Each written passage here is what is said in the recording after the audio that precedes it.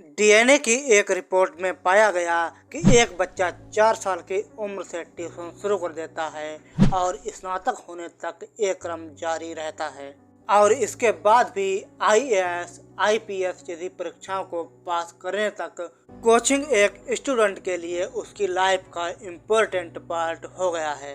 एक स्टूडेंट अपनी लाइफ का इम्पोर्टेंट पार्ट इन्हीं कोचिंग सेंटर्स में ही बिता देता है।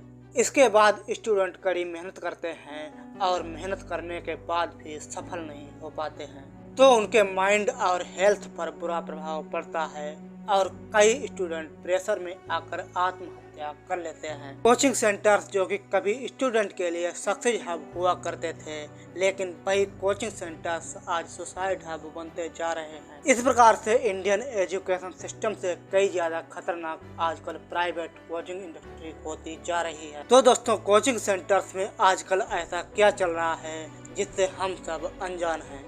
क्यों आजकल कोचिंग सेंटर्स सुसाइड हब बनते जा रहे हैं? तो आइए आज की इस वीडियो में जानते हैं the dark side of private coaching centres के बारे में।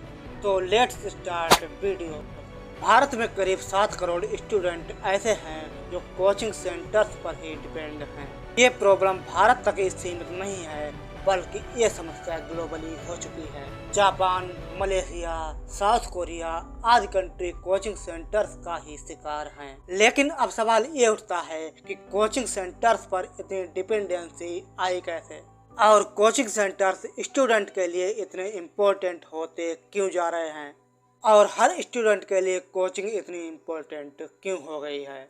अगर बात करें भारत की, तो एक सर्वे में पाया गया कि भारत में हर 60 बच्चों के लिए एक टीचर ही अवेलेबल है। इस प्रकार से टीचर्स के अभाव में कहा जाता है कि ज़्यादा बच्चों में पढ़ाई अच्छी नहीं हो पाती है, अच्छी फैसिलिटी नहीं मिल पाती है। इसके अलावा कुछ बच्चे भी अपने पेरेंट्स से कहते हैं कि ज़्यादा बच्चों में पढ़ाई अच्छी नहीं हो पाती है, उनके जो डाउट्स हैं वो क्लियर नहीं हो पाते हैं। वहीं अगर दूसरी ओर कोचिंग सेंटर्स को देखा जाए तो इन कोचिंग सेंटर्स में वादा किया जाता है कि यहाँ आपको अच्छी अटेंशन मिलेगी।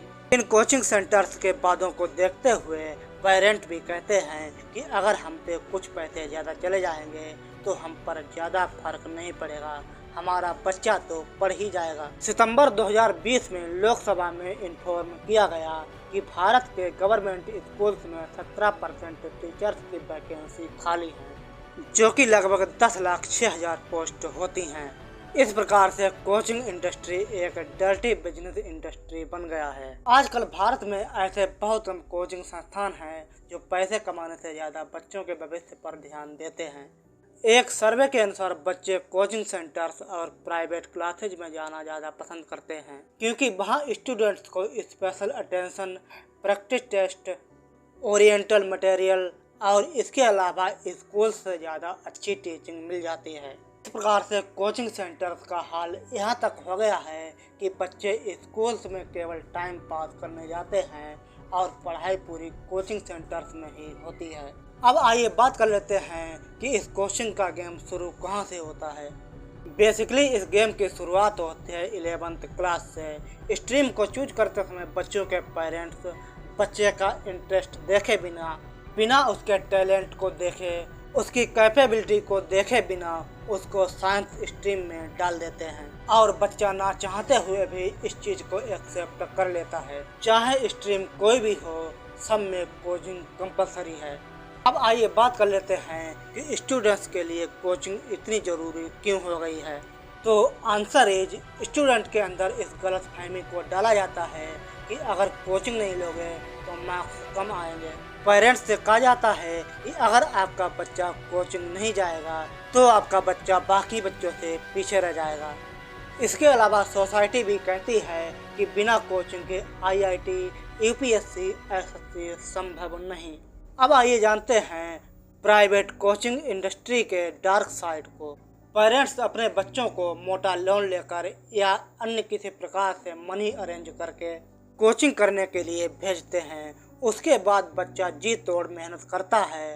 जी तोड़ मेहनत करने के बाद जब बच्चे से उसका टेस्ट तक क्लियर नहीं होता है, तब बच्चा अंदर से बिल्कुल टूट जाता है। इसके बाद बच्चे से जब कोई एग्ज़ाम क्लियर नहीं होता है तो बच्चे पर सोसाइटी, पेरेंट्स आदि का प्रेशर बढ़ता जाता है। इसके बाद बच्चा डिप्रेशन में चला जाता है और फाइनली कई बच्चे फांसी के फंदे पर झूल जाते हैं और या फिर अन्य किसी प्रकार से सुसाइड कर लेते हैं। एक सर्वे में पाया गया कि भारत में प्रतिदिन 35 स्टूडेंट आत्महत्या करते हैं। इसके अलावा कोचिंग सेंटर्स में एक और खेल खेला जाता है जिसमें बच्चों का एक टेस्ट कंडक्ट कराया जाता है और उसके बाद बच्चों को अलग अलग कैटेगरी में डिवाइड किया जाता है। एक बैच में सारे रैंकर्स और टॉपर्स होते हैं, वहीं दूसरे बैच में एवरेज स्टूडेंट होते हैं। जो बच्चे कॉम्पिटिटिव एग्जाम में अच्छे नंबर लाते हैं तो कोचिंग सेंटर्स वाले इन बच्चों को अपने मार्केटिंग टूल्स के रूप में उपयोग करते हैं और होर्डिंग्स को लगाकर दूसरे पेरेंट्स को इम्प्रेस करते हैं। ये सब देखकर नए पेरेंट्स अपने बच्चों का एनरोलमेंट इन कोचिंग सेंटर्स में करवाते हैं। मार्केटिंग करना तो सही बात है, लेकिन किसी को झूठे सपने दिखाकर लूटना ये सही बात नहीं है। उसके खून पसीने के पैसों को लूटना सही बात नहीं है। 90% लाने वाले स्टूडेंट को हर कोई टॉपर बना सकता है।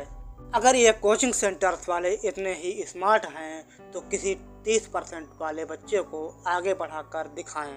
लेकिन इन सभी चीज़ों के पीछे केवल कोचिंग सेंटर्स वाले ही उत्तरदायी नहीं होते हैं। इसके पीछे होता है पेरेंट्स का माइंड सेट, क्योंकि उनको तो अपने बच्चों को दूसरे के बच्चों की तरह बनाना है।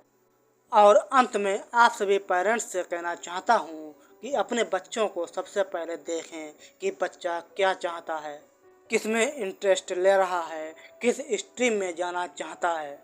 अगर आपका बच्चा म्यूजिक इंडस्ट्री में जाना चाहता है, अगर आपका बच्चा फिल्म इंडस्ट्री में जाना चाहता है तो जाने दो, जिसमें इंटरेस्ट है उसको करने दो, क्योंकि बच्चा जानता है कि मैं इसमें कुछ कर सकता हूँ। अगर आप इस माइंड सेट के साथ चलोगे तो आपका बच्चा जीवन में कभी भी फेल नहीं होगा।